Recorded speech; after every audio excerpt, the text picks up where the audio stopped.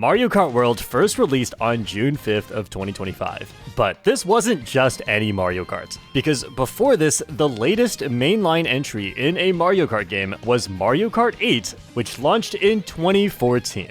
It had been 11 years. And yes, Mario Kart 8 Deluxe came out in 2017, but it was very similar to Mario Kart 8, and even if you count that, that's still 8 years between Mario Kart releases. So not only is it carrying the next console on its back, it had to fill the shoes of Mario Kart 8 Deluxe. And Mario Kart 8 Deluxe just seems too good. It is the 6th best-selling game of all time. It has a series high of 96 tracks. There's the 200cc game mode, and still an active competitive community, and a huge community of people playing online worldwide. How can this be topped? Today, Mario Kart World is one of the most beloved games in this series. But to this day, it is also one of the most hated games in the series. Why is that? Let's answer that question by looking at the full timeline of Mario Kart World. The entire history from when the game released all the way till today, the changing opinions on this game, what this game did well, where it has failed. I want to talk about the new ideas that were introduced to Mario Kart World, and the execution of these ideas, and their flaws, and also the potential. Is Nintendo just doing their usual thing, where they try to push to you their idea of how they want you to play the game, or is there more to it? Does Mario Kart World live up to the hype? Do the new features in this game make it the best version of Mario Kart, or do the flaws hold it back? And how has my opinion of this game changed over the last year? Let's talk about it. The hype for this game was incredible. For a lot of people, this was going to be the first time they had ever been there for the release of a Mario Kart game. Everyone was getting excited watching the new trailers drop for this game, as we got to see the new characters, the new costumes and vehicles, the new bouncy-looking physics, definitely a different graphics style compared to Mario Kart 8 Deluxe. People had mixed opinions on this. We noticed there would be 24 players, which is crazy, and there are huge and very different looking track layouts. That's kinda weird. But that's okay, because we were all hyped, especially for the new enemy characters, and also the costumes on characters. You had one half of the fans who were excited to play as Cow, and you had the other half that were excited to play as Daisy in a swimsuit. But the more hardcore fans had turned their attention to what looks like remixes of returning tracks, such as N64 Wario Stadium, Shy Guy Bazaar, and even Peach Beach, which looks massively improved compared to the simple track it used to be. And there were also really large tracks that we could not identify, such as this mountain section, which kind of looks like Mount Wario, but not really. Could this be a new track? Then there were new ways to drive. You can drive on rails. That's not something we've ever seen before in Mario Kart. But then there's more. You can drive on walls. You can jump from wall to wall. This is not Mario Kart. Especially this one at the end of Sky High Sunday that got everyone hyped for how crazy this game might be. I still remember thinking, I don't know how to even imagine what shortcuts are possible after seeing that. But the more that we saw of this game, the more there started to be concerns. These really big tracks started to show up more and more. And if you pay attention to the layout, something doesn't look quite right. That's just a straight line. And there's not much on it. Surely that's going to be boring. It looks very wide, probably to accommodate 24 players, and it looks too beginner friendly. So before this game even came out, I made a whole video about how I felt this was one of my biggest concerns with the game, although I acknowledge that it was still probably too early to tell. We did end up finding out that what we were looking at is a connector track. In addition to racing on the regular tracks, this would be the first ever Mario Kart where you could drive from one track to another. And Nintendo was almost presenting this as a selling point, like, this is what we've been waiting for, but it just doesn't look good. I mean, visually it looks great. It doesn't look fun. But even in that video, I wanted to give Nintendo some credit. If we can take one look at this and say that looks boring, then most likely playing on these connector tracks would be optional. As in any Mario Kart game, you get to select the tracks you play on, outside of Grand Prix mode where you have to play all of them. So yeah, we have this way for beginners to get into the game through the Grand Prix mode that looks a lot easier and maybe not as engaging, but it will be optional. It's fine. Very quickly, people found footage of a settings menu in the game that had an option for intermissions, and just assumed that this meant you can turn on and off the connector tracks. Okay, I have no clue why anybody ever thought that this would be the case. Maybe just the biggest huff of copium I've ever seen. But eventually, the misinformation got picked up so fast by every single person talking about it that the connector tracks got unofficially named intermission tracks by the community. And for me personally, I honestly don't care what they're called, since it doesn't matter as long as we understand each other. And it's not like Nintendo is helping, because Nintendo never gave them a real name, even in the patch notes. What is race heading from Whistle Stop Summit to Koopa Troopa Beach? Thanks, Nintendo. So we've just been calling them intermission tracks, but at the moment, many players in the Mario Kart community are pushing for the term routes, which I think is the best term and makes the most sense. So for the rest of this video, I'll be using routes to refer to these connector tracks. But that wasn't all. We had more to be hyped about, because what looked to be a great addition was Knockout Tour. This would be a game mode where you play one race, but at every section, the bottom 4 players would get knocked out. And after every round of eliminations, there would be fewer and fewer players. This looks like a very exciting game mode that makes it more fun from moment to moment because you could always get knocked out, and the races could take up to 10 minutes, which is brand new for a Mario Kart game. Another criticism we saw at the time was that the bouncy physics and the drifting looks really awkward. And while I kind of see what people were talking about, in my opinion, even at the time, I did say that I don't think this is a very valid criticism. Because to me, every single Mario Kart game looks awkward and bad until I've actually played it. It's always like that. It's normal that they change the physics drastically from game to game, so this would be no different. And then, shortly before the game actually released, we got demo footage. We had a lot of gameplay to sift through, and many players thought that the game looked slow and boring, and that the rails and walls were hardly even used, and also they look really easy and not that fun. But of course, we were watching total beginners playing the game, and at this point, nobody had a good eye for how to spot the creative uses of the new mechanics. As it turns out, the haters got it really wrong this time. Who would have thought? So we'd just have to wait and see how the game feels once we get it.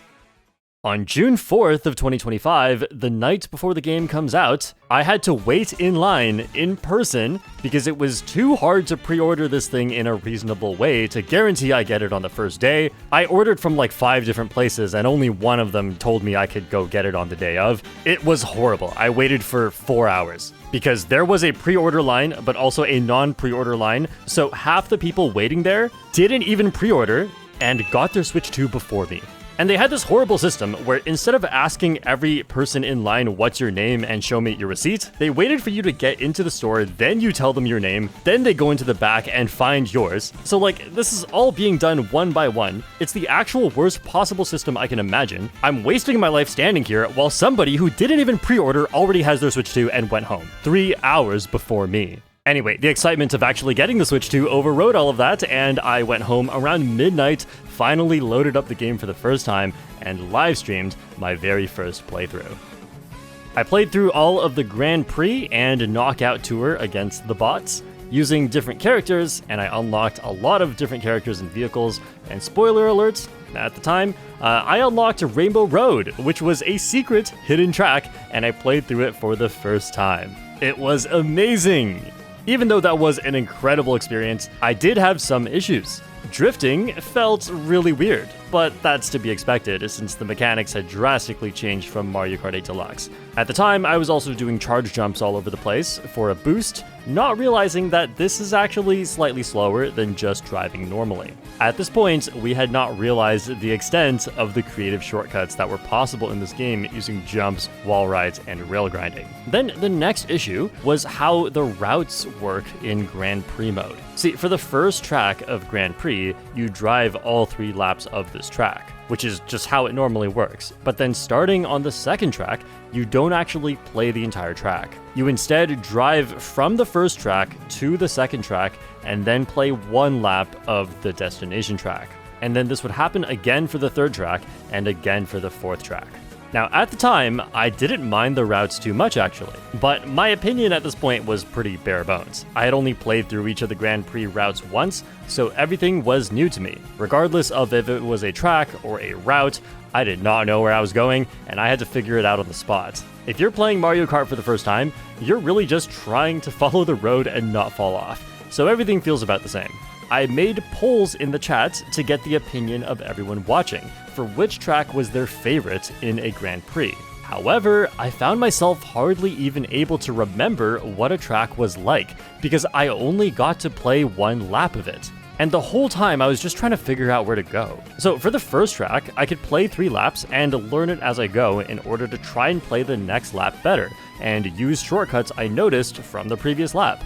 But for the routes, I couldn't do this. Every section was always brand new, and the whole race felt a little confusing. I rarely felt like I was in control since I didn't know the layout. So after looking at one of these polls, I was thinking to myself that this is kind of meaningless, because we hardly even played the track. I can't remember anything that happened. Then we moved on to Knockout Tour, and Knockout Tour was really fun, because each race feels like a full thing. It's kind of hard to explain, but it's like for regular races, you want to count your points over an entire Grand Prix, right? One race, it could go any way with how crazy Mario Kart is, so we like to accumulate points to see who did the best on average. But Knockout Tour is the sort of thing that's really exciting all the way through because of the eliminations, and you really feel like you've earned the victory by the end of it, especially because it takes 10 minutes. It's a lot to stay focused for the whole time. And there was a third big game mode, which is free roam. I wasn't the most excited for free roam, as I knew this is a more casual and exploration style game mode,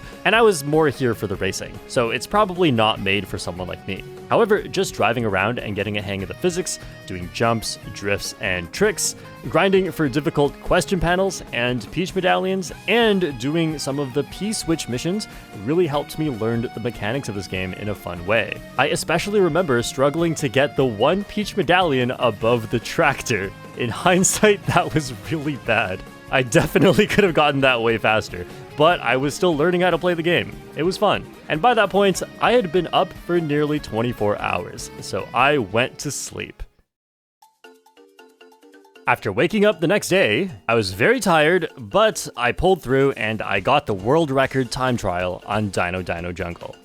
Here's the thing though, as I was grinding this and figuring out new strategies, I was a bit disappointed with how few of the new techniques I was able to use, specifically with walls and rails, since most things I had tested using a lot of the different features of the track seemed to just be slower than doing the simplest driving. And this seemed to be playing out on most of the 30 tracks. Very simple driving was just winning. And it's actually really funny thinking back because seeing the difference between this and the current world record is pretty much all you need to see to understand just how little we understood about this game. Nobody was ready for just how crazy things were going to get.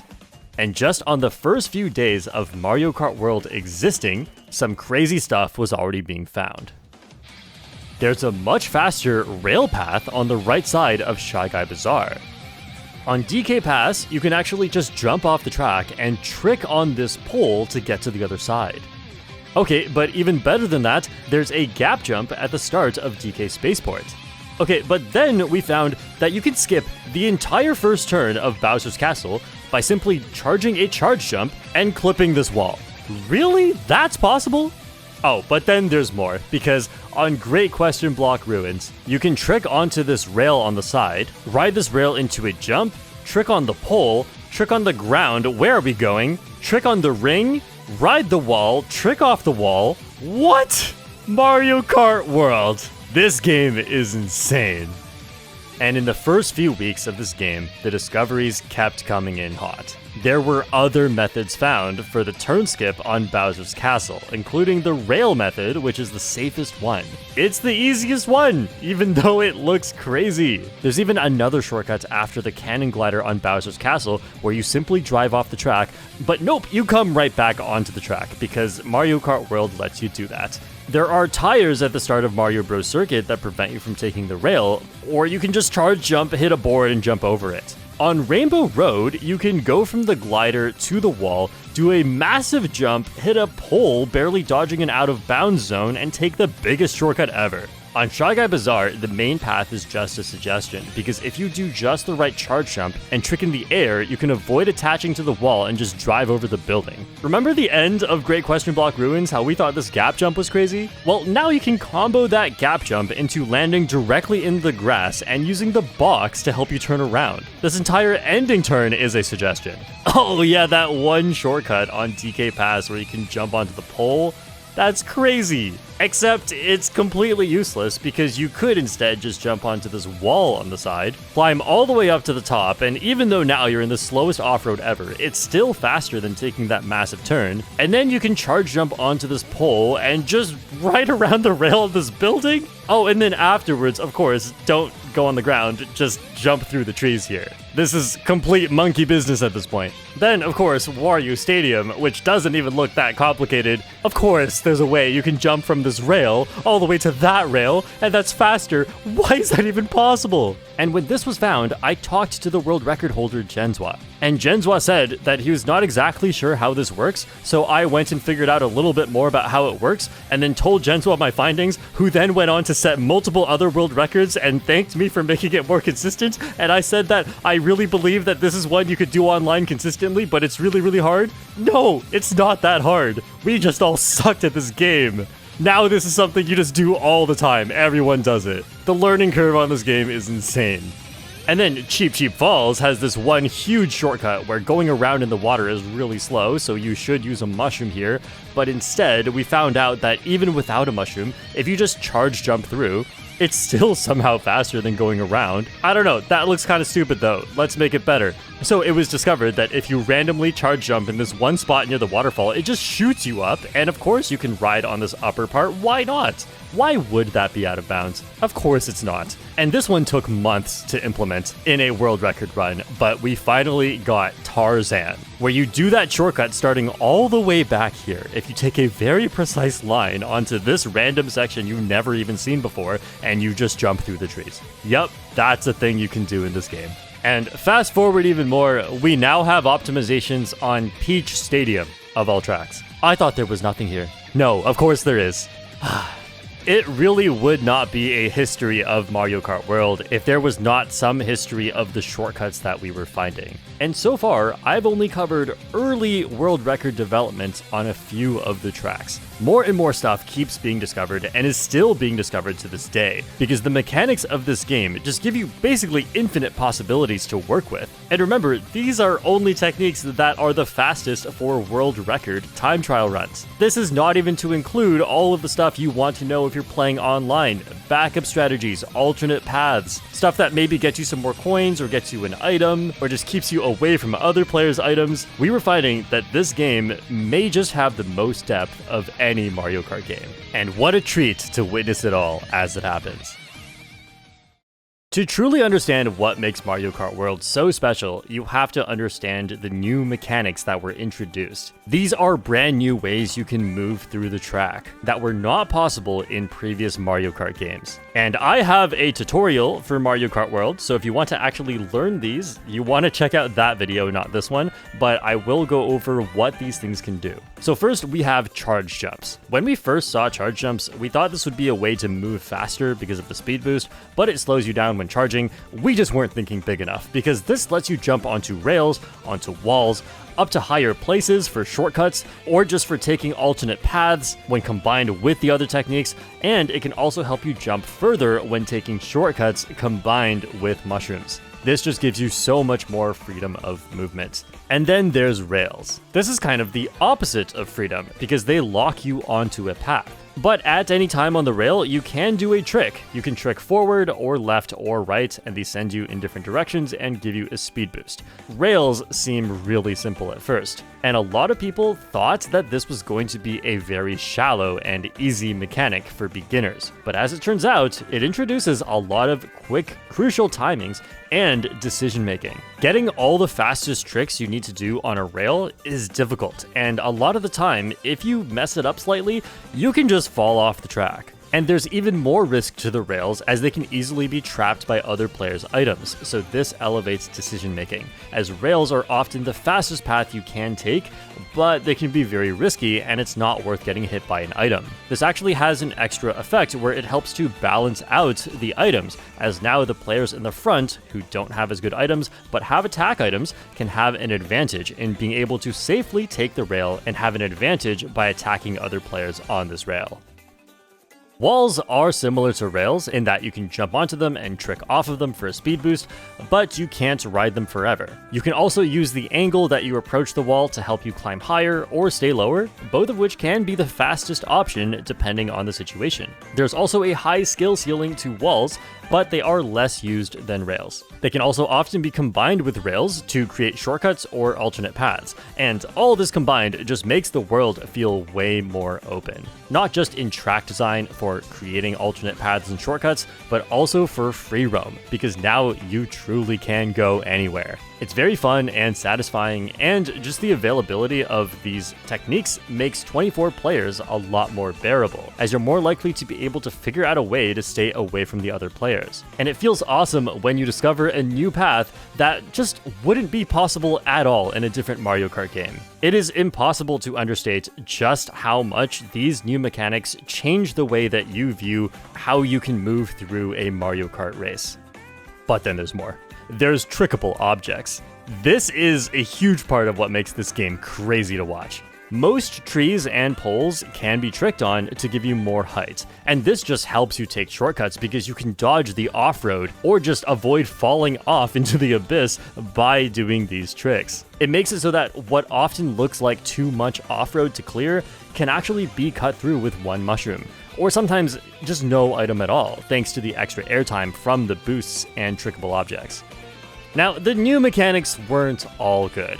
Drifting has always been a core element of Mario Kart, and whether or not drifting feels good in a Mario Kart game often is very defining to how good it feels to play the game. Drifting got nerfed from Mario Kart 8 Deluxe. Mini turbos are not as powerful as before, and you just cannot move as much when you're doing hops. You can no longer do directional hops, which makes general ground movement feel a lot worse in this game. It may seem subtle, especially if you didn't play Mario Kart 8 Deluxe that much, but directional hops were fundamental to how movement works in Mario Kart 8 Deluxe. And the fact that they got removed makes it just harder to control your vehicle when you are drifting, but also makes it harder to take tight turns, especially if you're in a speed boost and you just got hit. These are times where the game can feel really bad because it won't let you recover quickly in the direction you're trying to go. And of course, I must mention that there is no more inside drift. In Mario Kart Wii, you've probably seen Funky Kong on the Flame Runner, and part of why this combo is so good is because it has inside drift. Instead of swinging to the side, it just turns sharply. That's all it is. It's not really even drifting. In Mario Kart 8 Deluxe, they changed it a bit, but inside drift still exists, and it's not amazing, it's not better than outside drift, but it is still an alternate style that has advantages and many players prefer to play this way. In Mario Kart World, there's now no such thing. Every vehicle drifts exactly the same way with outside drift, which is just like most Mario Kart games, but I honestly think that inside drift would suit this game really well. It's a shame that they didn't bring it back. But overall, I love the new mechanics. My favorite part about Mario Kart 8 Deluxe was the drifting, which also tends to be the part that gets changed the most from game to game to keep each game feeling different from the last. So of course, this had me worried about Mario Kart World. And yeah, in comparison, the drifting here really sucks. If you put the drifting mechanics of Mario Kart World into Mario Kart 8 Deluxe, I can tell you with 100% certainty that I would not really like that game anymore. That's how incredibly phenomenal the drifting system was in Mario Kart 8 Deluxe and how much worse it is in Mario Kart World. I even said in my wish list for Mario Kart World that I hope they keep something similar to Mario Kart 8 Deluxe drifting, because that's the entire reason why I love the game. So imagine just how surprised I was to find that with this gutted drifting system, I don't even care. Because instead of just nerfing drifts, they added a bunch of new mechanics to essentially say to you that, look, drifting is not important. Don't worry about it. Do all this crazy parkour instead. Nintendo is confidently saying, trust us, you'll like this more. Which is such a baller move when it's done right, but we'll talk later about how this is the exact same attitude about game design that is the #1 reason why Mario Kart World gets a ton of hate, and rightfully so.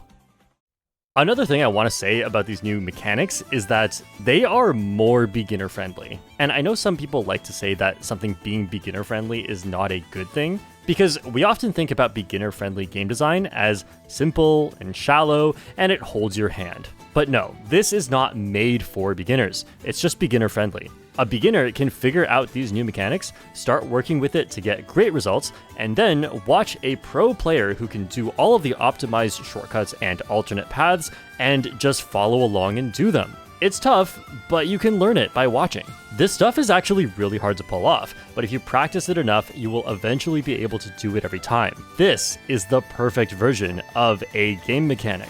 It's friendly to beginners, but it endlessly rewards you for mastering your skills. That makes these skills easy to pick up, but still impressive to execute well. I've always said this about Mario Kart 8 Deluxe, that the drifting skill ceiling is really high, but it's really hard for a beginner to even see what the pro is doing here that makes it so complex and deep. During my world record reaction, I had to completely pause the video to explain what delayed drifting is to show you why it's even possible to charge one of these mini turbos on Merry Mountain. And I guarantee you that if you haven't learned this before, you have no clue what I'm talking about. You would not have been able to spot it. And I know this because I could not spot 90% of the things that were being done until I got really good at the game. And even if you know what's going on and try to emulate it, unless you're doing near perfect stick movements and soft drifting and wide angles, what you're doing will actually just be slower. Like, let me say this again. If you're not doing these drifts near perfectly, you're better off just holding A and not touching the stick. Sure, it's a deep and complex mechanic that is fun and is rewarding, but it is not beginner friendly at all. It's beginner punishing. And Mario Kart World's new mechanics, I think, nails this beginner friendly design perfectly, and it is also infinitely expressive and rewarding. Alright, here we go. Let's talk about the world design. This is supposed to be one of the biggest selling points about Mario Kart World that has turned into one of the most controversial elements of Mario Kart World. So let's start with the tracks. There are 30 tracks in this game, and the tracks, for the most part, are really good. Some of my favorite track designs for visuals or for gameplay include Bowser's Castle, TK Pass, Great Question Block Ruins, Rainbow Road, Wario Stadium, Whistle Stop Summit, Salty Salty Speedway, Dry Bones Burnout, Airship Fortress, Acorn Heights. I just listed like half of the tracks, but I could keep going. There are so many phenomenal tracks in this game, and a ton of them have a bunch of alternate paths, which is so crucial for being able to play 24 players without it feeling too cramped. Honestly, this might be the strongest track lineup in the entire franchise, when you consider that there are only 30. And the reason I say this might be the strongest track lineup is because my only doubt about that is that Peach Beach is here and it drags the whole average down. It's just far worse than every other track. It has literally no redeeming qualities, not even one.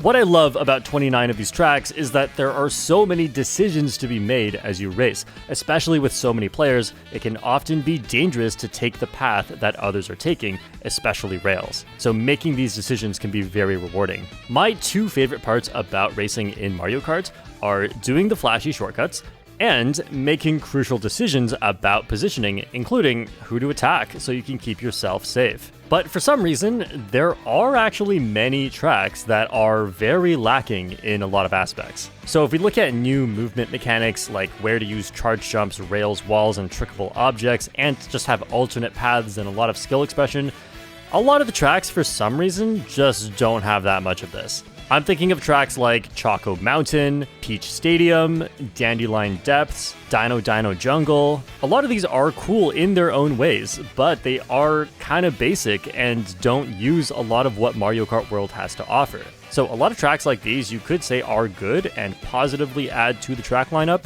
They're still very far from some of the best tracks in this game just because those ones are unbelievably good. However, drifting is not as complex or rewarding in this game, so some of these tracks definitely would have been better in Mario Kart 8 Deluxe because movement in that game is just great anywhere. They would maybe also work better in a game like Mario Kart Wii, because in this game you can't do advanced techniques like chain wheelies and slip drifts to consistently create little time saves as you do normal driving. Mario Kart Wii and Mario Kart 8 Deluxe are probably the two most popular retro Mario Kart games, and I'd say the main reason for both is that movement just feels amazing in those games, so all of the tracks and all of the moment-to-moment driving feel great. And the same cannot be said in Mario Kart World, because you really do need the track to provide you with elements that you can play with. If the track is simple, then you can't really do much. So Mario Kart World can feel more bland to play than other games when the track design is not outstanding, which is kind of baffling, right? Because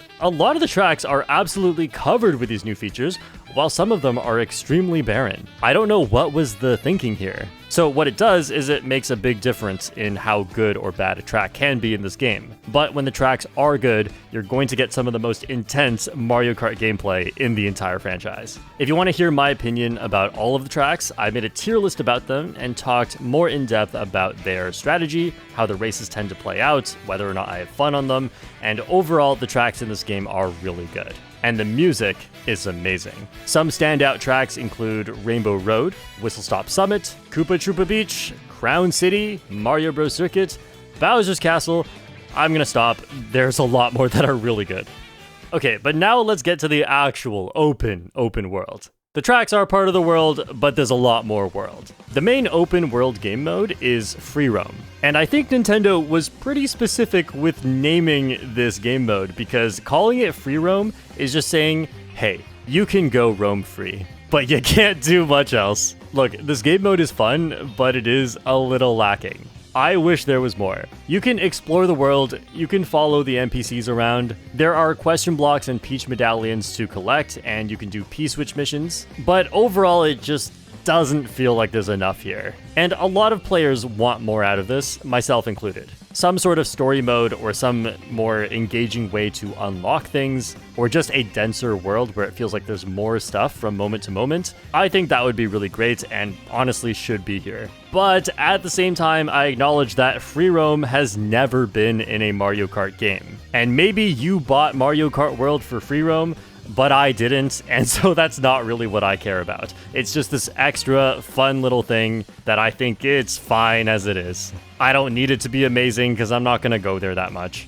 So we can't really knock the game for having a few extra features. Although it is just kind of confusing, like why are we unlocking characters through Kamek? Like just random unlocks through Kamek. I don't like that, and they did make an update where you can kidnap one of these fellows in the open world with a UFO and you unlock the character that way, but that just feels like work. That doesn't feel that fun. And then there are P-switch missions, which give you stickers, and stickers don't really do anything. It's just like, we have this great mode with negligible rewards, and then we have RNG character unlocks, like Nintendo, 1 + 1 = 2. You could have figured this one out. But I will say, the music is amazing. Once again, the music is amazing in this game, and this is one of the highlights of this game, because there are so many Mario Kart soundtracks here, and they've all been remixed, and they all sound really good. I honestly think that this is one of the biggest appeals of free roam, is just as you drive around, it's actually really relaxing. And even though there's not that much to do here, it's just extra stuff, right? Nothing wrong with that. But what if those extra features from the open world leak into the core gameplay of Mario Kart, and instead of enhancing the experience, it actually detracts from the gameplay experience? Let's talk about routes. So, routes, or what a lot of people call intermission tracks, are definitely in this game. Honestly, nobody wanted this. Not to say anyone was really against this. I mean, why should you be against the existence of routes? Because again, this is an extra feature, just like free roam, right? Well, no. Unlike free roam, routes are not an optional bonus feature. They have become core to Mario Kart World, and this is the part of the game that has the community the most divided. How a route works is you drive from one track to another track, and then you play one lap of the destination track at the end, which honestly is not a selling point at all, right? Nobody was asking Nintendo to make this. In fact, if you really think about it, that sounds kind of bad, because instead of iconic, memorable track sections, you just get general environment and a road. And while this is okay, I guess, we're still playing Mario Kart, the design of these areas is just nothing. It's just not even comparable to the main 30 tracks. The main 30 tracks look like tracks you'd get in a Mario Kart game, but these, it's really just mostly generic environment, which makes sense because it's a huge open world and they had to put stuff there. On top of that, it often transitions abruptly and unnaturally. Like first, you're in a haunted forest with ghosts and dead trees, and suddenly 5 seconds later, you're in a happy forest with wigglers and humongous leaves and vines, and it's a cartoon. I mean, it's not a big deal, but then again, if these open world sections don't really make sense, why does it even exist? Why do I have to drive from one track to the next? Now, at a glance, you may think that the routes are just Mario Kart tracks with a different layout than usual. And while that is technically true, the game design philosophy for the routes is very different from regular tracks, because instead of what you get with the regular tracks, which is mostly twists and turns, narrow roads, and tight single mushroom shortcuts, and lots of walls and rails for advanced movement, instead, on the routes, there are a lot of straight lines, wide roads, cars and other hazards and obstacles, and massive shortcuts that require multiple mushrooms or just very powerful speed items so that you can make huge comebacks. This promotes item chaos and rewards players who fall back and are able to get the strongest items to take those big shortcuts and come right back to the front. There are often shortcuts that need an entire golden mushroom and can take you from a bottom spot immediately to a top spot. So it's this weird situation where Nintendo is blatantly encouraging you to stay back, where it's safe from the chaos, get speed items, and come back at the big shortcuts. There are usually very few advanced techniques and tight driving lines, which means that the most skilled player is usually unable to break away like they could on most regular tracks. The pack stays very close together and is very much about dodging items, except there are 24 players, so good luck dodging everything. It just seems like it's designed to be almost the opposite of everything that most players love about Mario Kart gameplay. And yeah, we like the chaos, but when I'm getting hit so much I can't play, then it feels like too much. Plus, there are 202 unique routes, so is anyone really going to put in the time to learn all of these, especially when they're less fun than the regular tracks? On my first day playing Mario Kart World, I went to play online, and I was disappointed to find out that in the main online versus mode, also called Online Worldwides, most of the time we were playing a route instead of a regular track. See, before the race starts, you get to vote for a track, and the track selection screen gives you a few options plus random. And if you see arrows from your current location to the next track, then what you have selected is a route. If you don't see those arrows, then what you have selected is a regular track. And most of the time, there is no regular track that you can even select, only routes or random. However, there was a workaround. If you select random, this always gives a regular track instead of a route. So, of course, everyone did this, and pro worldwides with very skilled players would be entirely this. Everyone just keeps picking random. And even at lower levels, most players who knew that random would give you a regular track were picking random. Not everyone was doing this, but for the most part, people did prefer the regular tracks. This was not ideal, but it was good enough. Then Nintendo pushed an update. They made one of the most controversial updates, maybe in any of the games they've ever made, where they changed random to almost always just give you one of the available options on screen. So it's not completely random, it's just usually one of the options you're seeing. So not only does this defeat the purpose of the random option, it took away the only thing that made Online Worldwides even fun for many players. There was a lot of pushback to this change, and we tried to voice our concerns, but Nintendo would not listen. And this rubbed a lot of players the wrong way, because yeah, it's Nintendo's game, they can make it however they like, and if we don't like the game, then don't play it. That is completely valid. Except, for nearly a month, the game existed in a particular state. A lot of people bought the game in this first month with the understanding of what the game was like, and then Nintendo changed it. And it's not just like a balance update that mostly keeps the spirit of the game. A lot of players simply didn't have a way to enjoy Mario Kart World online anymore. And because Nintendo is Nintendo and obviously never made a statement like, we are not changing this, a lot of players were left in a bit of a limbo situation where we don't know if Nintendo will respond to this backlash and maybe undo the change. So a lot of players just mostly stopped playing Mario Kart World until some good news came out about this. And what do you know? That resulted in a lot of players accidentally permanently quitting Mario Kart World because Nintendo never changed this. They did gradually add some more updates where the chance of a regular track being played online got increased, but even at best, in a room that picks a lot of random, you're playing at least 50% routes, and a lot of the players who are even going to play online worldwide are the players who are mostly fine with the routes at this point, so you're not going to see rooms picking fully random anymore. So a lot of players who still wanted to play Mario Kart World but wanted to play the regular tracks retreated to friend rooms. Friend rooms is a particular way that you can play Mario Kart World online that is the only way that you can play guaranteed regular tracks. So here's how it works. You go to create a room, and then other people join using the room code. And if you don't have friends, it's fine. There are two ways that you can play with a lot of people by doing this. One way is by finding a public Discord lobby. So at the time, a lot of players were playing in the Mario Kart World Discord server, where people would post their room codes and everyone would join and we'd play regular tracks. Now, of course, it's not the same as online worldwide because you can't increase your rating. Instead, you just play sets of races where you try to get the most points. And that is also fun, but you have to admit there is an element missing here. If you do want that element, you can instead play competitive Mario Kart World. This has a dedicated Discord server that you can get into by signing up through mkcentral.com. This is a community-created competitive system where everyone has a rating number and you get matched up against players of similar rating. And this is also great and is how most of the top players regularly play, but it also has its own issues. Because you can't just play a few races here and there. You have to play 12 races, which takes almost an hour, at a particular time. And unless you become literally one of the best players in the world, you will always be matched up with players around your skill level.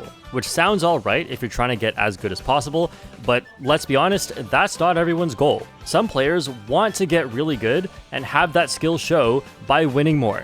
But if you constantly get placed with players that are exactly the same level as you, you're not going to win anymore. If you start to win more, they'll just put you against better players. And the regular online worldwide's matchmaking is much more varied than that, where you can very quickly start to see your skills convert into more wins. And I'm not saying online worldwide is the definitive, perfect way to play Mario Kart, but a lot of players are coming from Mario Kart 8 Deluxe, where that is exactly the system that they've been playing under for years, and they enjoy it. The next Mario Kart game doesn't have to have all the same features as the previous one, but if it does, and then you buy the game, and then they remove it, that sucks. Thanks, Nintendo. But you can still play online Knockout Tour, and these were unaffected, but there are only 8 rallies. 8! There are only 8 rallies! A lot of people say that Knockout Tour is the best game mode in Mario Kart World, and I could almost agree because in theory it really could have been, but there are only 8 rallies. They made this whole open world, effectively an infinite number of ways to traverse it, and they only give you 8 set Knockout Tour rallies? No, we didn't miss the feature where we can create our own. That doesn't exist. There really are only 8.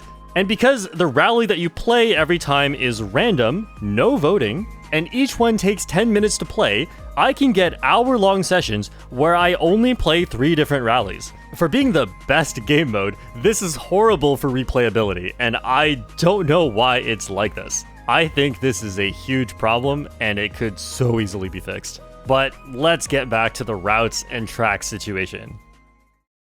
It was clear from the gradual little step backs in the updates that Nintendo was not going to make a separate mode where you can just play the regular tracks. And if I had to defend their thinking here, it's probably because there are only 30 regular tracks and they think you'll get bored of it. But remember, there are only 8 Knockout Tour rallies. So that doesn't make any sense.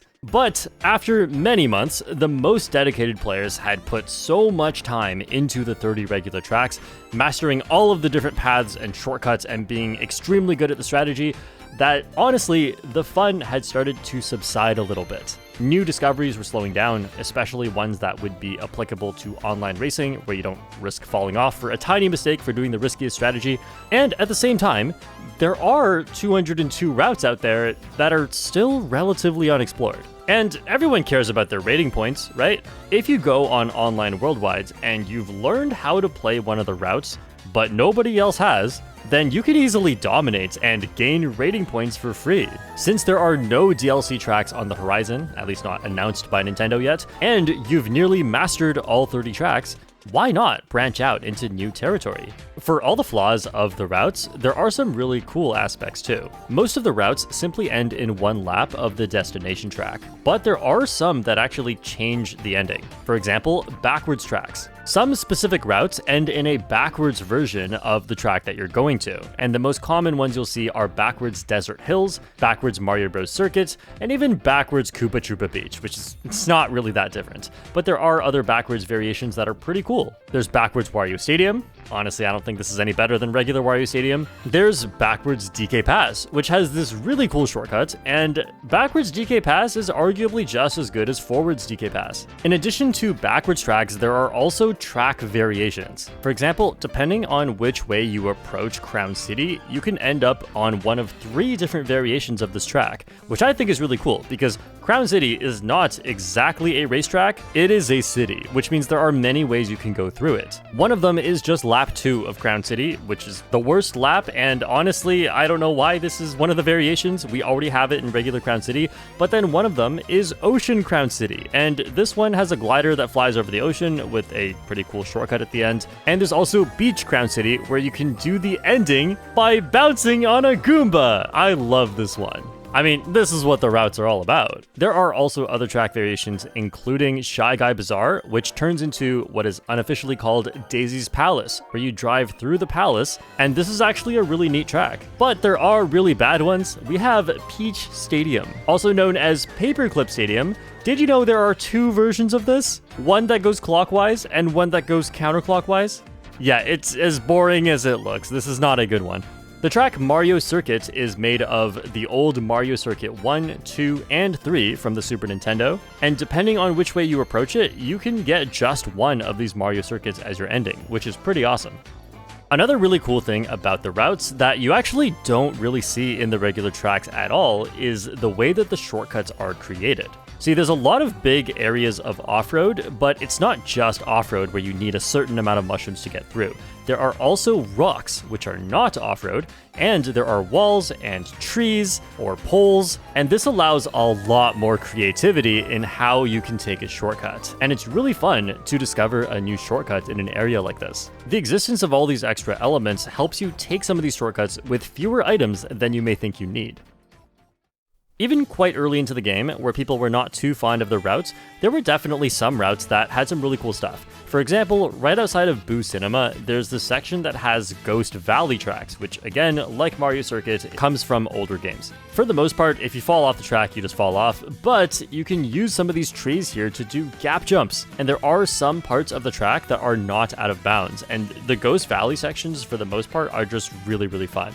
If you're driving one of the routes to Mario Circuit 2, then as you approach the track, you can actually do a charge jump and hit this pole for a faster line through the finish line. And you can do this again at the end of the track. It's a really fun one. This one is really specific, but it's really important. Mario Bros. Circuit 2 Shy Guy Bazaar has this one shroomless shortcut that saves an unbelievable amount of time. I don't know what they were thinking with how big this shortcut is, because this may be one of the biggest shroomless shortcuts in the entire game. Then, if you're going from Starview Peak to DK Pass or to Cheap Cheap Falls, then you can jump through the trees here. And this one is fittingly called Snowzan. This is one of my favorite route shortcuts, and you can also find this one in Knockout Tour. There are also plenty of ways to do this one, and you can even do it with a mushroom. The way that I showed you here did not even use a mushroom. So those were just some of the coolest shortcuts that have been found on the routes. But of course, there are shortcuts everywhere. They're just maybe not as cool because you just jump on a rock or something.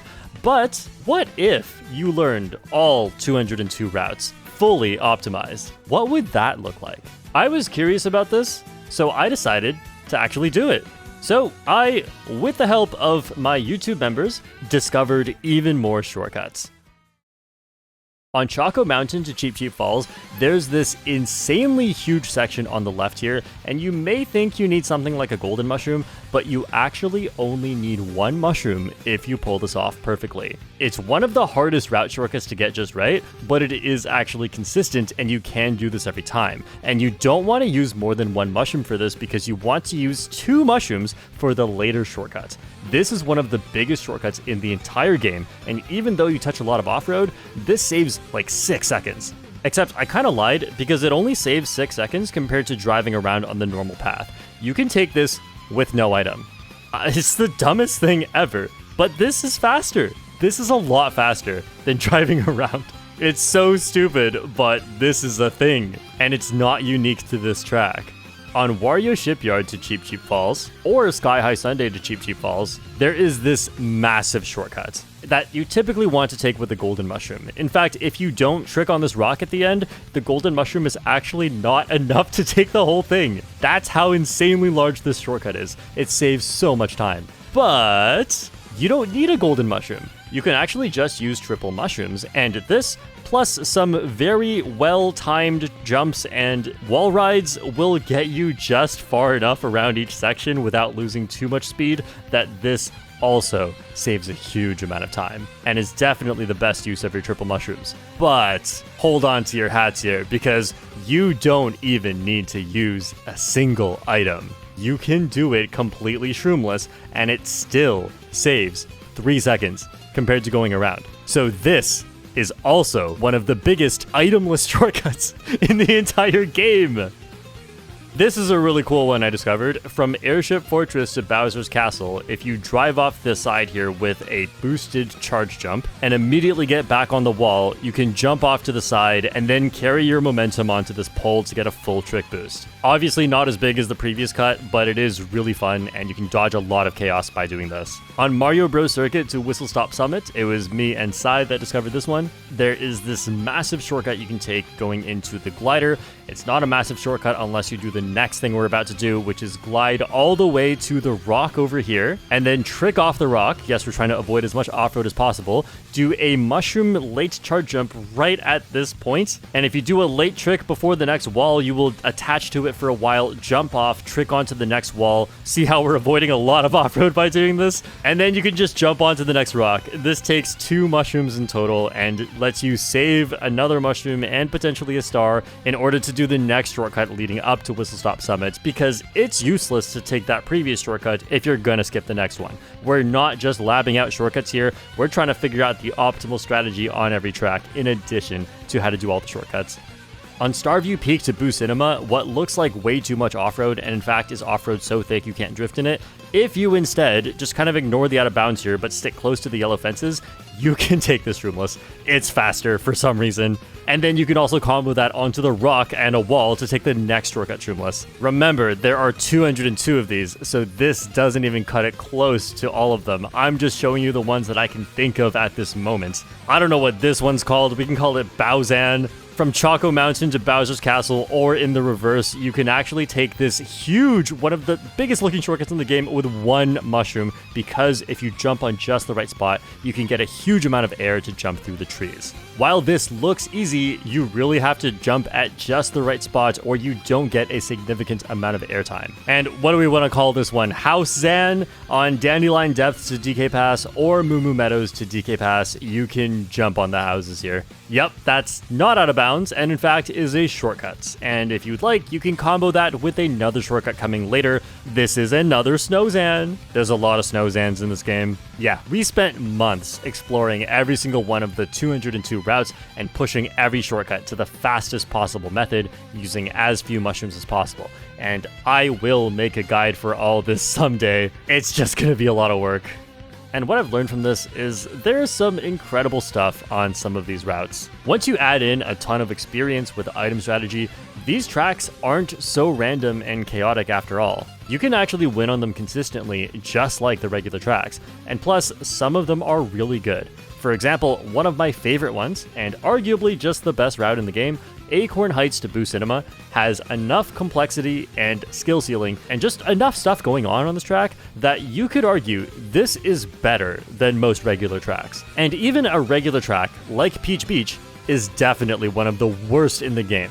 Not just compared to other tracks, but even compared to the 202 routes. It wouldn't even be crazy to rank Peach Beach at number 232, dead last. Although, honestly, that honor probably goes to the route Acorn Heights to Dandelion Depths, which is just a long, boring, backwards water stream for the entire thing. Last year, I made a video talking about why I don't like the routes, or intermission tracks, as much as the regular tracks. This was shortly after Nintendo made the update that really pushed routes onto us, and this was my way of voicing my opinion. It didn't do anything, Nintendo probably didn't see it, but I made a lot of points in there about why the routes are flawed. And this was coming from the perspective of a year ago, right? Shortly after the game came out, I had not played them that much. Not to mention, I hadn't optimized all of the shortcuts and learning the best strategy for each one. I didn't really know them all that well. But now, things are completely different. After spending months on this, I can now confidently say that I am one of the players who has contributed the most to the development of new shortcuts and strategies on the routes. Who would have thought?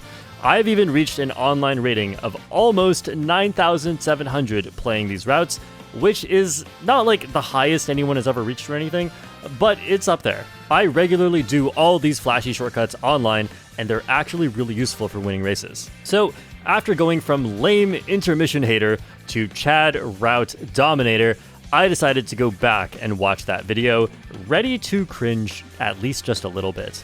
I mean, I don't remember what I said back then. I just figured surely I was misinformed on some things. But as it turns out, no. I still agree with it. Still, yeah, there are a ton of cool things on these routes. In fact, maybe I could pick out even more cool shortcuts on the routes than I could on the regular tracks. But if you think about it, that's not really fair. There are nearly 7 times as many routes as there are regular tracks, and most regular tracks have 3 laps. So, every cool thing that exists on a regular track, it's actually 3 times cooler, because when you play a race, you get to do these things 3 times. But every cool thing on a route, you only get to do it once in the race. So yeah, the routes have a lot of really cool things, and you can find a lot of clips of really cool things on routes. Not all of the stuff you'll see is actually that good to do, but there's definitely enough stuff that is really good that I don't want to lie and say that there's nothing cool on these. But at the same time, it would be dishonest to say that there are more cool things, because in reality, when you play these, you're not going to do as many cool things as if you just played on a regular track. So I think a better way to think about it is, if you were to break down how interesting each section is, or you can think of it like, how dense is each route with fun and challenging driving? They're not that dense. Once in a while, there's something really interesting, but far more often than that, you're just driving in mostly a straight line. Not even doing something simple like drifting, but really just driving in a straight line. We can go out and discover every shortcut there is to discover on these routes, but ultimately, what doesn't change, and this is why I still agree with my old video, what doesn't change is that there's just too much straight line. We knew this before the game came out, and this is still true. That hasn't changed. I find the routes more fun than before, obviously, because I know how to play them, but fundamentally, they have a very big flaw. And you don't need someone who optimized all the shortcuts to tell you that. Anyone could have told you that from day 0. It's obvious, and it has not changed. Okay, but with all that being said, it's not all doom and gloom for the routes. Most of the routes are fun. It's still Mario Kart, and slightly worse track design doesn't suddenly make the game unfun. If there is one thing I can say I got wrong in the original video about routes, it's about the shortcuts. Yeah, there are some shortcuts that are unbelievably big, but as it turns out, a lot of these can be done with 1 to 2 mushrooms and still be significantly faster than going around. So frontrunners can still take them because you can get mushrooms in every spot except for first place. And a lot of the shortcuts that seem too big for 1 mushroom can actually be done with 1 mushroom if you know just how to take it. This makes the strategy of these tracks a lot healthier because you're not waiting in the back to get just the right items to be able to take these shortcuts. You can take them in higher spots. However, ultimately, this doesn't change the fact that a lot of the routes do focus heavily on getting good items, because instead of doing the really difficult single mushroom thing, you could still get a much bigger reward out of just getting a better item than that. And there is one more thing I could say that I got wrong in the original video. I said that holding a lead is sort of impossible because other players will draft you and hit you and take huge shortcuts. And technically, that wasn't actually wrong. That is true. Holding a lead is literally not possible in any route. However, the key assumption I made was that holding a lead is somehow necessary to consistently win. And if that were true, then that would be a huge flaw, but as it turns out, that's not the case. You don't need to hold a lead to consistently win. The best strategy a lot of the time is to willingly accept that other racers will pass you. So you should focus more on gathering resources in the meantime, that being coins and good items. If you get bad items, try again. If you get good items, usually triple mushrooms or a boo, then you actually can hold a lead at the front. You also need to be really good at positioning around items and getting drafts to speed up. I know it's a completely different skill set compared to regular tracks, which is why I didn't know this before. But ultimately, what I've realized is that it still is a skill set. And because of that, it absolutely is possible to win consistently using skill on the routes. And there are plenty of routes that are very fun. For example, Mario Bros. Circuit to Shy Guy Bazaar, or the reverse direction. These two have a ton of shortcuts, and they're just really fun to try and plan your items around these. Again, that's kind of different from just driving and holding a lead, but that is how a lot of the routes play. Also, any combination of Dry Bones Burnout, Acorn Heights, and Boo Cinema, which is 6 routes, these ones are really good. And honestly, just any route involving Boo Cinema, whether you're going to Boo Cinema or from Boo Cinema, the Ghost Valley section and the Haunted Forest section around Boo Cinema are just so good. And for some reason, when you're going to other tracks, typically the sections around those tracks are good too. I don't know, Boo Cinema got a lot of love with the routes, even though Boo Cinema itself is not the greatest track. And a lot of the routes involving Toad's Factory are really great too. A lot of the routes involving Shy Guy Bazaar are also really good, whether you're going to or from it. A lot of the routes coming out of Peach Stadium are really good, not the ones going to Peach Stadium because a lot of them end in Paperclip Stadium. And a lot of the ones coming out of Starview Peak are also really fun. There's a lot of unique stuff going on here with how you exit Starview Peak, and the shortcuts that you can do around this part are really fun.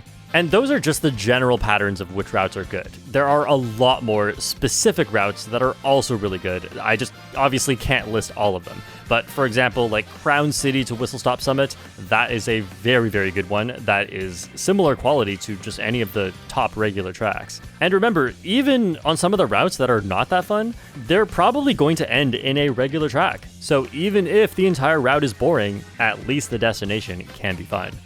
While there are definitely routes that I see on the selection screen while I'm playing where I just really don't want to play any of these, I could also say the same for some regular tracks, like Koopa Troopa Beach, Choco Mountain, Peach Beach, Peach Stadium, and with there being only 30 tracks, I actually just listed a huge percentage of them. Routes aren't looking so bad in comparison. Okay, but routes are still flawed. What could have made them better? Well, what we've always said is that straight lines don't have to be bad. DK Spaceport's not bad, Sky High Sunday's not bad, Crown City's straight lines are kind of bad, and it makes sense why, because like the ones that aren't bad have stuff to do on them. So put more interesting stuff on the routes, like rails, or even temporary rails that don't show up in free roam so the open world can still make more sense. These are things that exist. Sometimes there will just be this curvy rail, like when you're going from Mario Bros. Circuit to Wario Stadium. I don't even know why that thing is there. There's no reason to take it. They didn't even put coins on it. But you see what I mean? Like, that doesn't exist in free roam. You could just throw things in here that make it more interesting. Another thing is better layouts, because when you just look at one of these straight lines, obviously that's not fun to play. It hardly even matters what's on that straight line at this point. I want to do turns, because turns means there will probably be shortcuts too. Or at least just a drift. Give me something. Now, the problem with better layouts with more twists and turns, like the regular tracks, is that it's going to take too long to get to the destination. Which is only a problem because of how big this world is. The world is not dense with stuff. It doesn't have to be this big. There's no benefit to making it this large. I think they should have made the open world smaller. Just put all the tracks a little bit closer to each other. Then you could have more interesting layouts without it taking too long. If you reduce the distances between tracks like this, then you could have more turns on these routes. But another thing that would really help is just reduce the amount of routes, because we really don't need a lot of these. Like Bowser's Castle to Choco Mountain, or Choco Mountain to Whistle Stop Summit. Why are we moving halfway across the entire world? And it's just straight line the whole time, because obviously, we're not going to go that far with twists and turns. We have to just get there quick. It takes too long. We're going way too far. Guys, we're going to run out of gas on this road trip, or we could just not go there. And the other thing is that because there are so many of these routes, it seems like Nintendo did not have enough time to actually make each one interesting. There is huge quality variation. A lot of the ones near Koopa Troopa Beach, they just didn't know what to do with the water and just threw a bunch of things here. Like, hey, you guys are going to have fun with this. We didn't have fun with these. Some of them really just have too much straight line, and it's kind of baffling. But another thing, I want to point you to this really funny section. If you go from Wario Stadium to Dry Bones Burnout, it doesn't seem that far, but the route it actually takes you through is that you go from Wario Stadium to near Bowser's Castle, and then to Dry Bones Burnout. And same thing in reverse. If you go from Dry Bones Burnout to Wario Stadium, you go to Bowser's Castle first, and then Wario Stadium.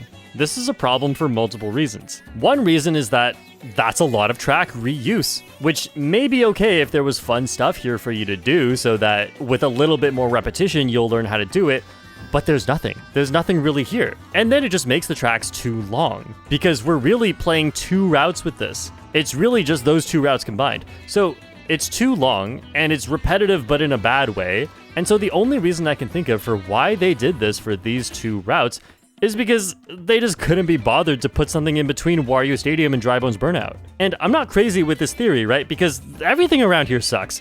Wario Stadium to Toad's Factory and back is just this above ground sewer-like section. Like, what is this? I don't know what this is. This is really boring. I don't like the way it looks. There's hardly anything to do, and the out of bounds here sucks. I drove off here with the shock once, and like, you can't blame me. I didn't know I was gonna fall off the track there. And then if you go from Dry Bones Burnout to Toad's Factory or back, again, you just have the worst section of all time. It's just water.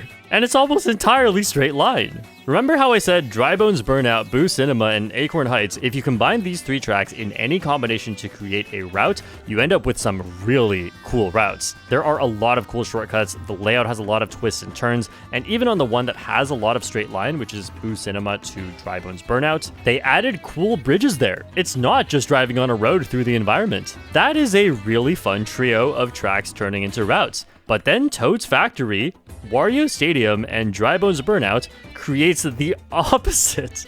It's literally right next to the best section in the game, and it's the worst section in the game. And it really just seems like they were lazy with this because they ran out of time putting too much love into the nearby section. We did not need 202 routes, especially when having this many is taking away from the quality of some of them. 202 is too many.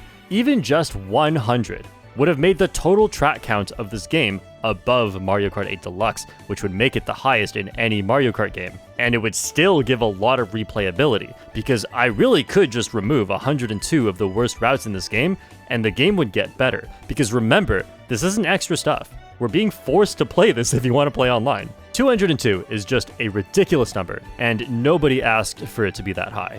But now I have an interesting question that I've been thinking about. Do the routes ruin the game? If you asked me this last year, I would have said they absolutely take away from the game. I was mainly playing either competitive or in Discord lobbies, so I could play the regular tracks instead of the routes. But nowadays, I do mostly play online worldwides, and people have left comments saying that they really enjoy watching me showcase all the cool shortcuts on the routes that they rarely get to see.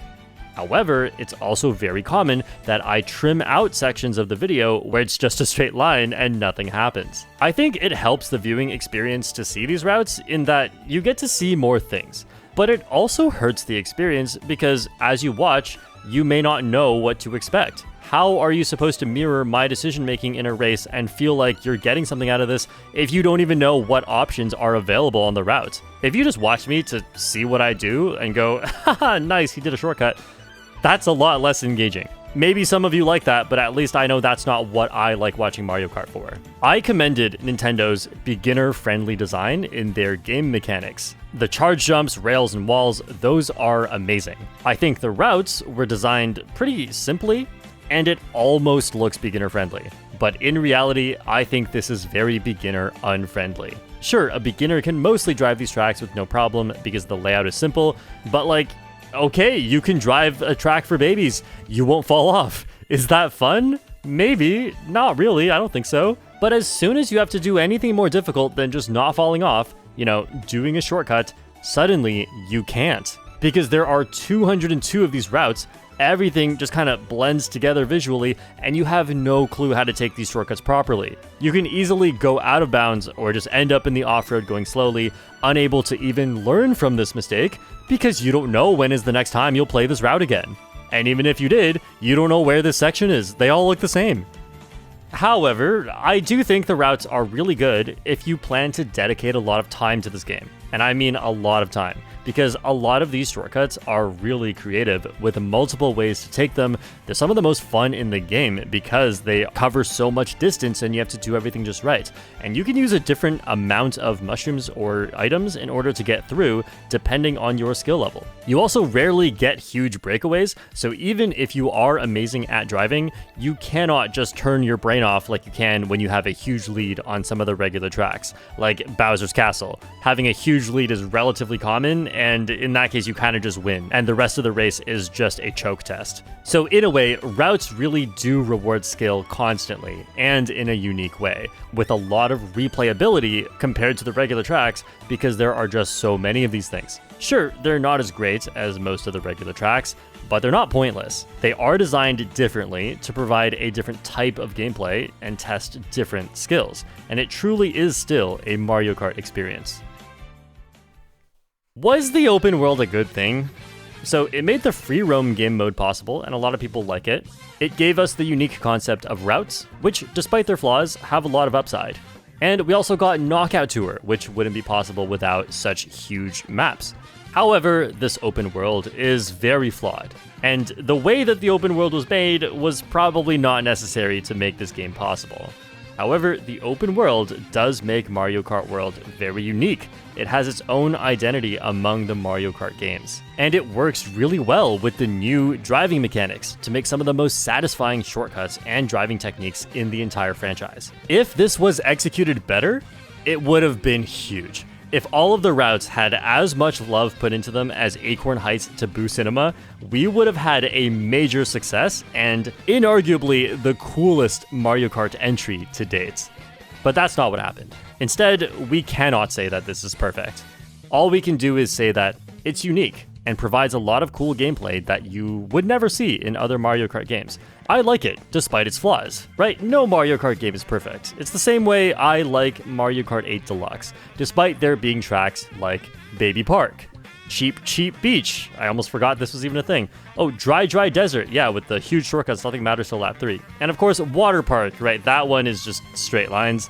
Donut Plains 3, they really tried something with this, it didn't work out. Toad's Turnpike, ugh. Sky High Sunday before it was good. Tokyo Blur, Excite Bike Arena, wow, so exciting. Calamari Desert, that's just a route. Sweet Canyon. There's also another thing in this game that is very controversial, and it is the items and racing strategy. See, Mario Kart World lets you get 2 items at once. There are double item boxes and there are 2 item slots. Now, Mario Kart 8 Deluxe also let you get 2 items at once, and also Mario Kart Double Dash. But that's it. For the most part, Mario Kart games only let you get 1 item at once, and some of these items have always been very powerful, like the Shock, the Bullet Bill, the Star, the Golden Mushroom. These have always been amazing. And even with just 1 item slot, a lot of the time, having one of these items can really help you win the race. So items have always been powerful like they are now, and Mario Kart World lets you get 2 items, which we've seen before. On the surface, this is nothing new, but there are now 24 players, which means compared to a lot of Mario Kart games, in Mario Kart World, you can really see 4 times the amount of items flying around. Except that's not really true because everyone's only using 1 item at once, and a lot of players in the back are just getting mushrooms, which are not chaotic, but it really just depends on what items people are getting, because a lot of the time, this game really does feel way too chaotic in the middle. There are too many players close to you, there are too many powerful items that they are throwing, especially attack items like the Boomerang, Fire and Ice Flower, hammers, and super horns, not to mention your classic red shells and triple red shells following you, and green shells bouncing around. It's just way too much to handle, and it's impossible to dodge all of this. This leaves a lot of players feeling rather helpless playing this game, because it feels like things just keep happening to you, and there's nothing you can do about it. So naturally, players will find strategies to avoid dealing with all this chaos. And that strategy is bagging. Bagging is the strategy where you slow down on purpose in order to get better items, and then use these items to make a comeback later in the race. Sometimes that's in the middle of the race, sometimes that's at the end of the race, and if done well, or if you get lucky, bagging is extremely powerful. This is a strategy that top players will use a lot. And it's not just because the bottom spots get powerful items, it's also because the middle spots get too many attack items. And so you really just want to avoid being there. As a competitive player myself, this is an important topic for me, because I do care that the game is well balanced. I don't just mean in the most strict competitive sense. I know a lot of players don't play Mario Kart that way, but you don't have to be try-harding Mario Kart to realize that the items are a little obnoxious in this game. And in fact, this is the reason why a lot of players don't take this game seriously. I think Mario Kart is a great, deep, competitive game that is very rewarding for trying to improve, but it's also clear why a lot of players will never see it this way. It's very easy here to judge a book by its cover and say that Mario Kart is too crazy and random for it to be a good competitive game. And this is not new to me, because people have been saying this since all the way back in Mario Kart 8 Deluxe. I think double items are so fun and introduce so much strategy, but you have to admit that part of why bagging can be very good is because you can get 2 good items instead of just 1. Now, what's my opinion on the item design in this game? Let's first talk about the power of the speed items. Some speed items can be very strong, and they simply take you from a bottom spot to a top spot. I'm thinking, for example, if you know the best spot to use a bullet bill and you do a bullet bill extension that keeps you safe for a long time, then this is pretty much a guaranteed way to take you up to the top, with the potential of even getting a shock dodge to secure that spot. We could also talk about golden mushrooms. Some route shortcuts are very large and need a golden mushroom, but there are also just combinations of shortcuts that you can take on regular tracks as well that save so much time if you have a golden mushroom. And then there's the star. It doesn't go that fast, but it lets you take shortcuts still, and it leaves your item slot. So if you use a star into a double item in a bottom spot, you now basically have 3 good items at once, right? You're using the star to take the shortcut, and then you have 2 more shortcut items afterwards, which is really insane and is a super busted strategy. And then there's the shock. When you get hit by the shock, you lose all your speed and your items, and you turn small for a short period of time. Now, in past games, depending on your position, the shock could keep you small for as long as 10 seconds, and that just makes it way too easy for other players to come back. In Mario Kart World, the shock really doesn't slow you down for that much. The main problem with getting hit by the shock is that you lose your items. And like I've said, there are many powerful items, so losing your items can be catastrophic and cause you to lose the race. So the items in this game are very powerful, and I want to talk about 2 things relating to the power of these items. There's the aspect of game balance, but there's also the spirit of the game. If you want to play a racing game where if you just don't drive as well as your opponent, you just always lose, you can play a lot of different racing games, because that's kind of the main thing about a racing game. If you're slower, you lose. But part of what makes Mario Kart fun and different is that when you are losing, you can use these items to come back. And if you get lucky, you might just come all the way back to first. I know it's stupid when it does happen, you don't really deserve that win, but this happens rarely, and the fact that it can happen is what makes you feel like you always have a chance, and that's what makes races not boring. If all the way up until the final section of the final lap you still have a chance to win, then you have a reason to keep trying, even if you're not one of the better players in the room. And so this makes it fun for everyone. You're always going to get people of different skill levels, and at least in Mario Kart, you don't want the best player to win every single race. They will definitely win on average, so if you play a lot of races, they're still going to win. But we can have all these races in between where other players get to win and do well and have their own hype moments. It's not all about the player who's the best, who just wins every race. And that's part of why I like Mario Kart. It never feels like you should just give up on a race. And it never feels like someone else will just always win. Except if you play enough races, then they will come out on top in the score, which is absolutely necessary because you want to feel like the better player does always have a better chance. It's not completely random. The way that it's balanced in the end, I think, is actually very fair. And on the flip side, this also means you get to have moments where the better player in the room gets absolutely destroyed with nothing they can do. And that's really funny. You don't get to see this in most competitive games. Mario Kart can take any pro player and for just 30 seconds make them look like complete trash. And I love that, even when it's happening to me. But then there's game balance. How balanced is this? Well, the most similar game to Mario Kart World is Mario Kart 8 Deluxe. There are also 2 items at once. The items you can get in the bottom spots are very powerful, and so bagging is very strong. But there is a difference. Mario Kart 8 Deluxe had a much more powerful shock, and bottom spots could constantly just change stars over and over and over. And remember, stars let you get 2 more items at once, so that increases your chances of getting more stars. And so you constantly had races where bottom spots just all dodge the shock and the top spots stay small for so long after the shock that the entire placement just inverts at the end of the race, where all the bottom spots just win.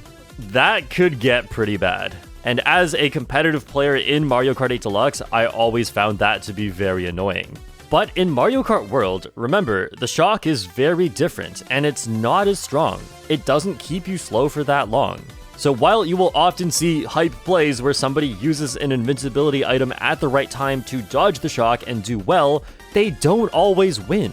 Because the actual best counterplay to the shock in this game is to get to the front. Sure, you're not going to dodge the shock in the front, but at the front, you don't have to predict when the shock will be. The shock can hit you at almost any time, and it's not even that bad, because you hardly slow down more than the other players, and remember, the shock makes you lose your items, but at the front, your items suck. So who cares?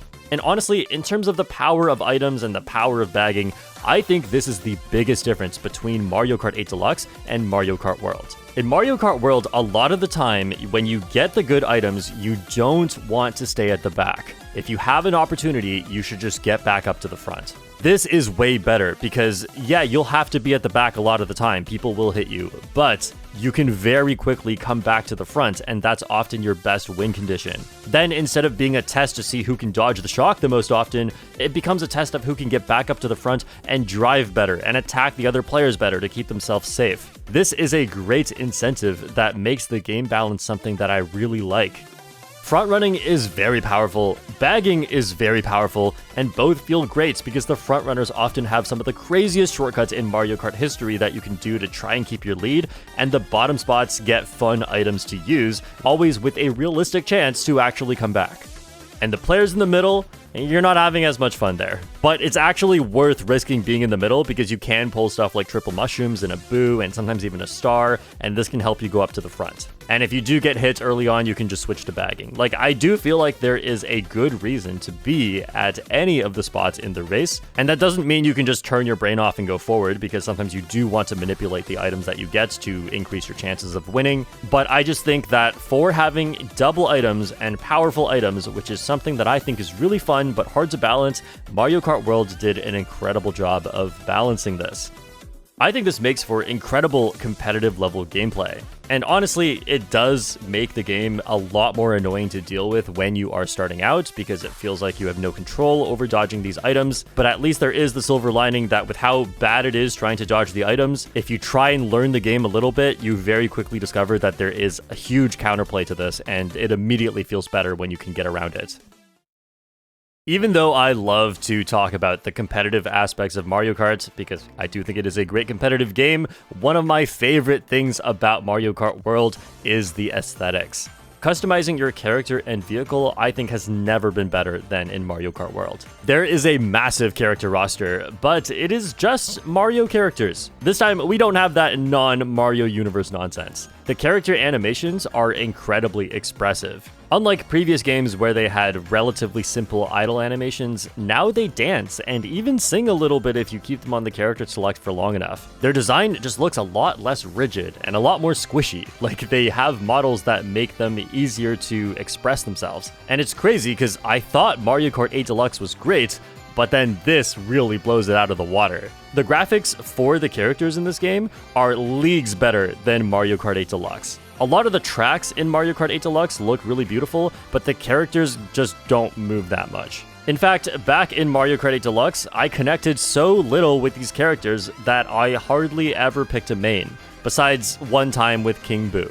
And then ultimately, I just went with Yoshi, because I really just don't care, and Yoshi is the best, so why not? Now, each character feels like so much more, not just in how they look, I feel like they represent more, and I can identify with them. I guess they actually feel a little bit more real. And it may sound silly, but this actually does add a lot of enjoyment to the game. I really like Peepa and Swoop, not just because he's good, Toad, Toadette, Peach, Daisy, King Boo, Goomba, Rocky Wrench, Cow, Dolphin, Bowser Jr., Spike, Cheep Cheep. That's just off the top of my head. These are all characters that I really like in this game, and in Mario Kart 8 Deluxe, I could hardly tell you one. Besides the incredible costumes, my favorite addition to the roster is the enemy characters, because they are really cute, and it doesn't make sense for them to be driving, like the steering wheel is just stabbing Cheep Cheep. That looks like it hurts, but I think that's a great thing. It really adds to the charm. But the enemy characters don't have costumes. The costumes are definitely one of the best things about Mario Kart World. All of these characters become more uniquely expressive with these costumes, and a lot of the costumes give unique trick animations while you're playing. So it's not just a reskin, these actually feel really nice to play with. They all feel different. For example, there's Explorer Toadette, who swings a tool around, and Oasis Daisy gets special poses when she's in this costume. As for the vehicles, unlike Mario Kart 8 Deluxe, you cannot customize each part of the vehicle. And this may seem like a downgrade, but honestly, even when we just saw the trailer, I already liked this better than Mario Kart 8 Deluxe. And the reason is because the different parts have different stats, and in Mario Kart 8 Deluxe, you just ended up in a situation where all of the cool tires have bad stats. So everything's using the roller even if it doesn't make sense, and so everyone's just creating ugly vehicles. Now every vehicle looks good. And yeah, some of them are still bad, you can't avoid that, but at least you don't have ridiculous combos on the racetrack, like PD Piranha in a shoe with monster tires, and a glider that is just too big. PD Piranha's design skills have really gone to his head. This was so bad that PD Piranha didn't even make it into the next game. His son, Piranha Plant, had to take his place while PD lays low before trying to bribe his way into the next game. As with every Mario Kart game, people like to complain about the meta. This is the best character and vehicle combination that you just see way too much when playing online. Now, Mario Kart World actually has 3 optimal vehicles. Those are the Rob Hog, the Mock Rocket, and the Baby Blooper. And if you want a little bit more variation, there are also 4 near optimal vehicles, these being the Bumblebee, the B-Dasher, the Roadster Royale, and the Hot Rod. So there are 3 to 7 optimal vehicles that you can choose from, and there are a ton of optimal characters. Their stats are not identical, but close enough that you could say that the optimal characters in this game are Baby Peach, Baby Daisy, Swoop, Parabitty Baby Mario, Goomba, Spike, Toadette, and Nabbit. And if you want to extend a little bit further with having slightly less acceleration, you could even go with Peach, Daisy, and Coin Coffer. But the reason I said these specific characters is because they have a slightly higher ground speed. If you really don't care about losing just 1 point in your ground speed in order to play your favorite character, then we can also include Baby Luigi, Drybones, Peepa, Baby Rosalina, Sidestepper, Fishbone, Toad, Shy Guy, Stingbee, Koopa Troopa, Lakitu, Cheep Cheep, Yoshi, Monty Ball, Bowser Jr., and Dolphin. There are 9 optimal characters, and if you're willing to sacrifice just a little bit of your stats, it hardly even matters, then there are 28 optimal or near optimal characters. And a lot of them have alternate costumes too. And the best part is, I'm not even just saying this to say like, hey, technically there's a lot of characters you can use. Just go play online. If you're not looking at the highest competitive level, you're gonna see a huge amount of character variety. It's not like Mario Kart Wii, where you feel like you have to pick Funky Kong or even Daisy, otherwise you're throwing, or even toss in Heavy Me and Rosalina. You're still kind of throwing if you're not picking Funky Kong. And it's not like Mario Kart 8 Deluxe, where you feel like you can't switch to anything heavier than the meta, otherwise your mini turbo stat gets worse and it feels horrible to play. Mario Kart World just genuinely feels very balanced. This may be the most balanced Mario Kart game with the greatest variety in the meta. Now, sure, the super heavyweights are pretty bad online, but that's mainly for versus races. In Knockout Tour, the heavyweights are actually really good. There's a place for them too. Oh, and also time trials. Heavyweights are really good in time trials. There's actually a huge variety of different character and vehicle combos in time trials. And while this was true in previous games, it was not nearly to the same extent, because the stats in this game truly are just very balanced, and you cannot just maximize the best stat. Depending on the track, you can tweak your stats just a little bit to make your combo better. I hear this a lot about Mario Kart, and I agree. It sucks when you want to express yourself and play your favorite character, but then you find out that that character is bad, or it just has a combination of stats that you don't enjoy playing with. Or maybe that character is Yoshi, and you can't even play him in Mario Kart 8 Deluxe without feeling like a meta slave. Well, now, unless your favorite character is Swoop, you can comfortably play so many different characters and do just as well, without feeling like you are just a cog in the system. I regularly switch between all the great characters, and I even regularly switch to heavy characters and still perform really well. If you think the Swoop problem is bad, stop watching the highest level of competitive Mario Kart and go look at your online worldwides. The variety is immense and tons of characters are viable. Something a lot of people like to talk about when determining if Mario Kart is a good game is the quality of the single-player content. Of course, we have the most standard mode Grand Prix. There's also Knockout Tour now, which is another addition to single-player. As always, there are time trials where you can speedrun, and unlike previous games, you can explore in free roam. I don't usually play single-player, but I think that the difficulty of the bots that you play against is pretty good.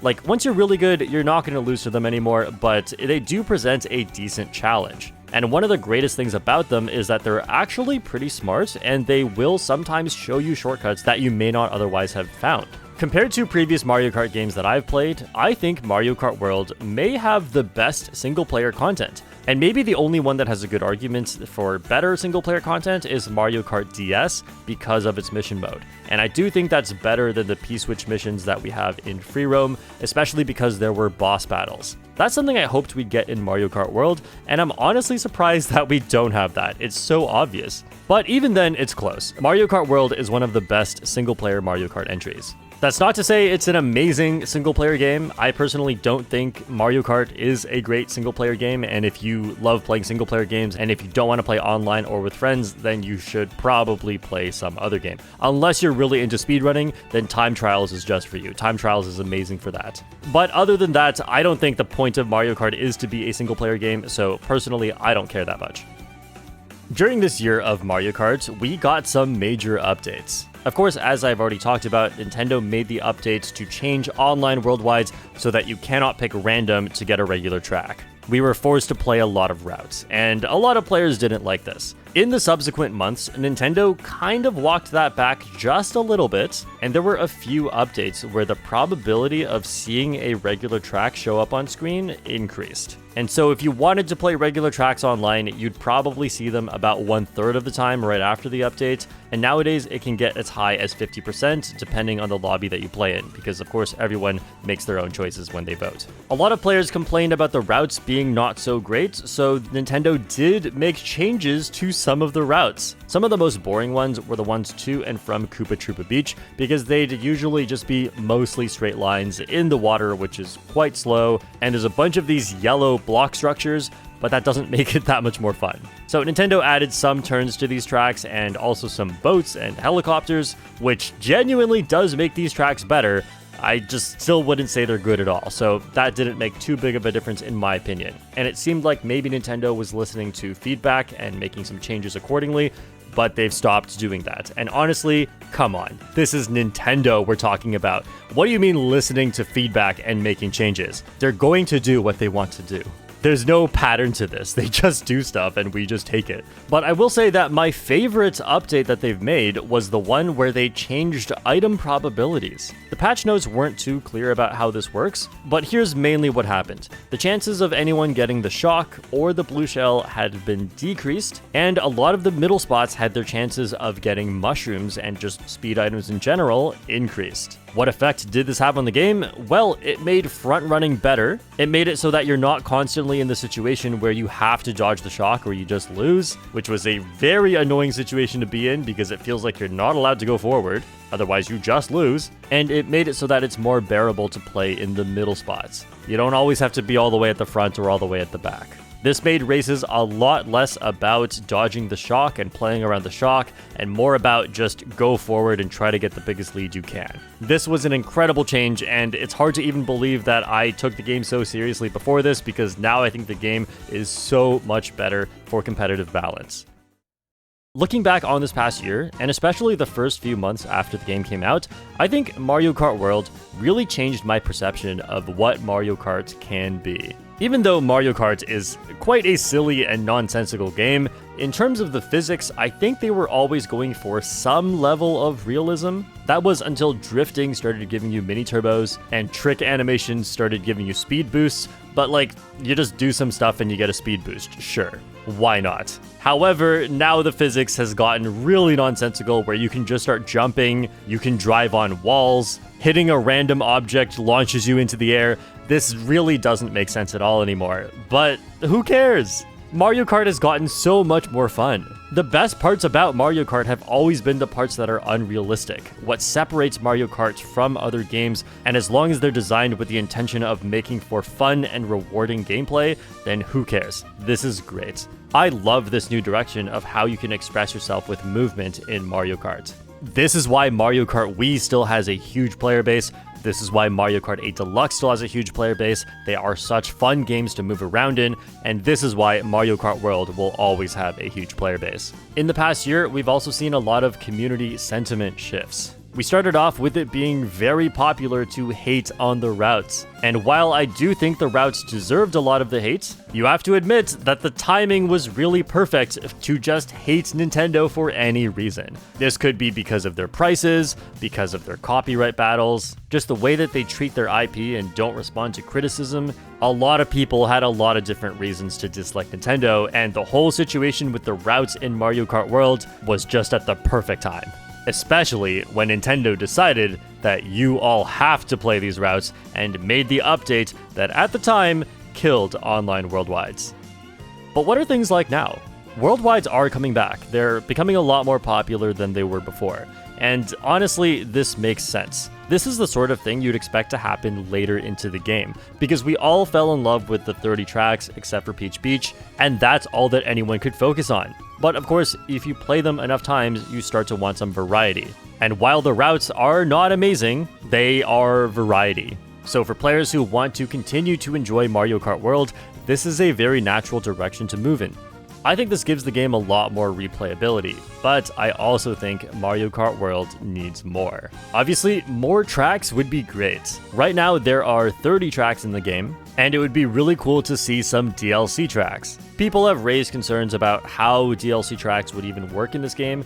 Would we just get separate one-off tracks like we did previously, or would it have to somehow integrate with the world? So it could be expansions to the current world. You know, the edges right now are all just water. They could easily add more stuff without redesigning and messing up any existing regions, but they could also add completely separate islands. It could be just another Mario Kart World with its own 30 tracks and its own Rainbow Road. Can we get GameCube Rainbow Road? We haven't seen that in so long. Another thing I would love to see, but I really doubt we're going to see, is upgrades to the routes, just like they've done before to some of the Koopa Troopa Beach routes. I think a lot of the routes right now are just really lacking. They're so lacking that it doesn't even make sense. It feels like the game is unfinished sometimes looking at some of these routes, and then looking at some of the other routes, and it's kind of a masterpiece. It's so weird.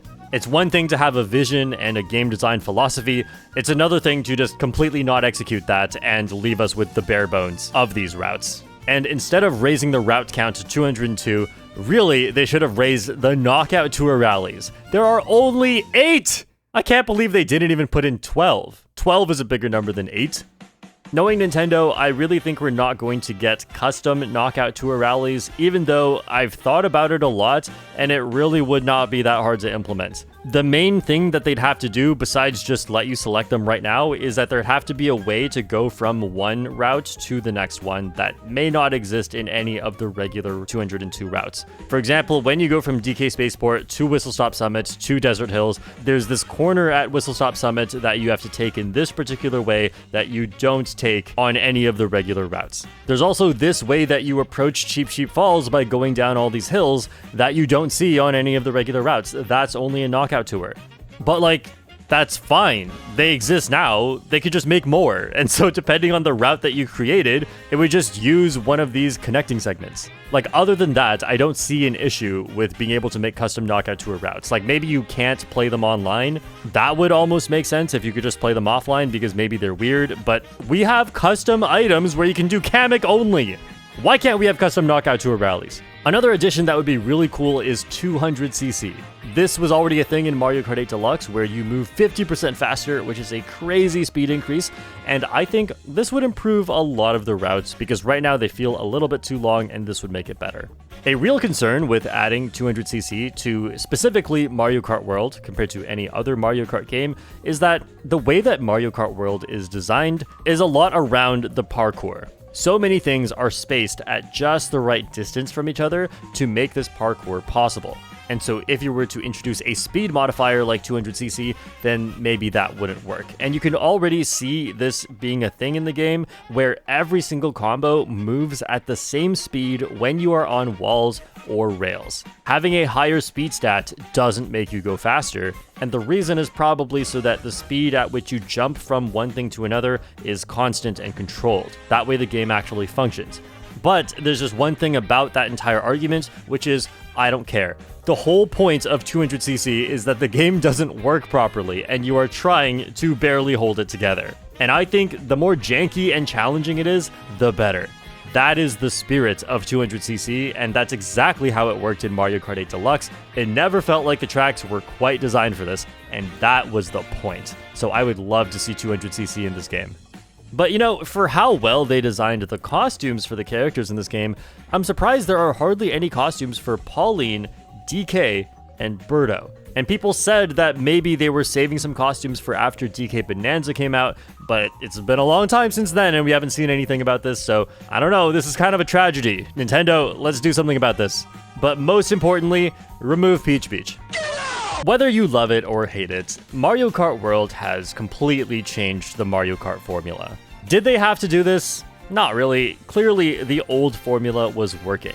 But at the same time, I really feel like Mario Kart 8 Deluxe is nearly a perfect game with the old formula. And if Mario Kart World was just going to be a better version of Mario Kart 8 Deluxe, not only do I think that wouldn't sell very well, I might just play Mario Kart 8 Deluxe, because that game was just so good. Mario Kart World is different, and that in itself has value.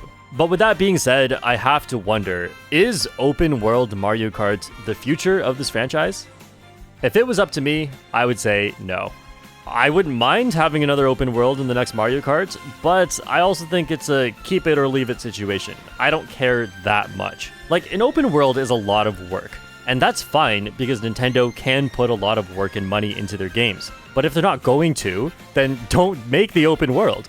While there was a lot of concern for the open world coming to the next Mario Kart game, I don't think anyone really had a problem with the open world existing. I think most people were just concerned that, based on Nintendo's history, they were not going to do a good job of it. And whether the open world adds or takes away from this game is still up for debate. Everyone has their own opinion. Now, I do imagine that when the next Mario Kart game comes out 500 years from now, routes and the open world will probably return. But whether it's by making a denser and smaller world, or maybe they put more time into making all of the routes interesting, or maybe they just have fewer but more fleshed out routes, I really do hope they improve on this concept, because honestly, I do think the concept is fine. I don't think it's revolutionary, but I think it could have been good. It was just the execution that I have my issues with.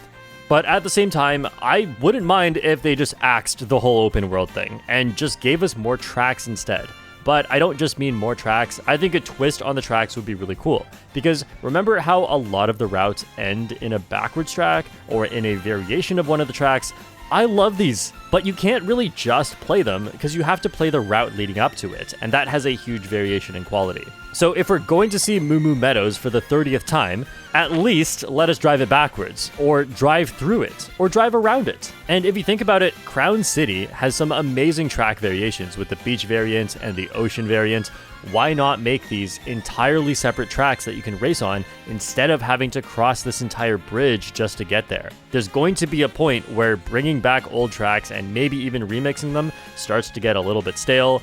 There may be a point where it becomes overwhelming to bring in too many new game mechanics because there's already a lot in this game. So if we start to see a lot of variations with the tracks that we already love, I think that's a great place to go.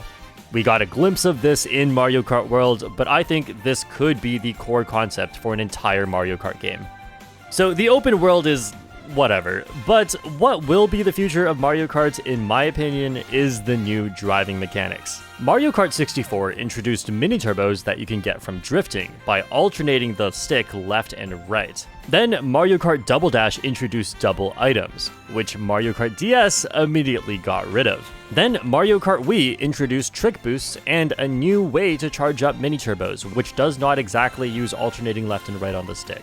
Mario Kart 7 introduced gliding, Mario Kart 8 introduced driving upside down and brought back double items, and now Mario Kart World introduced charge jumping, rail grinding, wall riding, and tricking on everything in sight. I can confidently say that this is what makes Mario Kart World special. The open world is cool, but the freedom and creativity of movement is why this game will be remembered as one of the best Mario Kart games for beginners to learn and for experts to master. The open world may be massive, but it's these little mechanics that are the reason why I cannot stop playing this game. So I don't think now is the time to think about the future of the Mario Kart franchise, because there is still so much more Mario Kart World to be played.